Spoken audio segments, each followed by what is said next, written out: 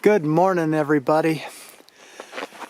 This video is about heating your chicken coop. Should I heat my chicken coop? And this is inspired by last night. I was watching a channel that I'm subscribed to. It's KatRay-Work Hard, Play Hard. That's KatRay-Work Hard, Play Hard. And she says that in her video, a nice little short 4-minute video about heating a chicken coop, and she gave me the best advice, or the best validation, I should say, for heating a chicken coop, and that is it's dangerous. She would rather heat it, but you don't have to. We've had 2 nights of below zero weather here. Very, very cold last night. This morning it's really cold out, and these birds are fine. And I would rather have my chicken coop heated, but I don't. I'm lucky. It's in a good spot. The sun shines on it. It's keeps them out of the cold. The direct cold. They're sheltered. It's dry in there. I'm using a deep bedding method. It does keep some dryness and warmth from their poop. These birds got cold last night. I would have way rather had them. I can empathize with them. I would have way rather have my coop heated. But her explanation was probably the best I've ever heard, the way she explained it, and that is she'd rather have her coop heated too. But unless you're wired correctly and it's safe, it's dangerous, because the birds can knock over electrical things. And the biggest thing she said is if the power went out, and those birds would die. And what she's saying is basically, acclimate them. The birds are acclimated to the cold, and if all of a sudden that warmth that they're used to is gone, and they're not acclimated to the cold, they're going to die. So anyway, I brought out my blow dryer here. This water, the water inside is I have a heater in there, and it's frozen. Something isn't right about my heater. Maybe it needs to be cleaned or something, but normally it keeps it nice and thawed out. But this morning it's frozen. That means all the nipples are froze. I'm not even going to work on that. My auto door over here, which I love, and it's just as well it didn't open up this morning and was frozen, because didn't need to. But it's been freezing up. If it gets any wetness or anything in it, it'll freeze.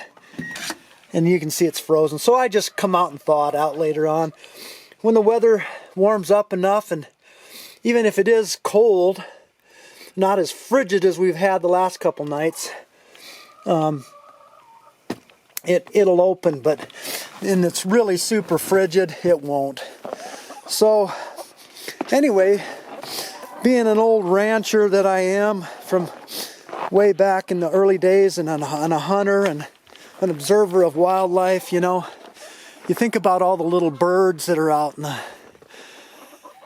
that you might put in that you might be feeding, with your feeders, and where do they go?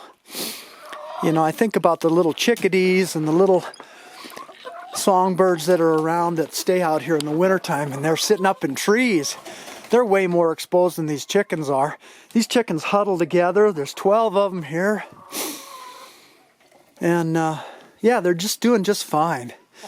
I can empathize with them, and I do. This morning, I practice the Wim Hof method. So this morning I went out, and I stood outside and in my underwear in the snow, barefooted, for about a minute.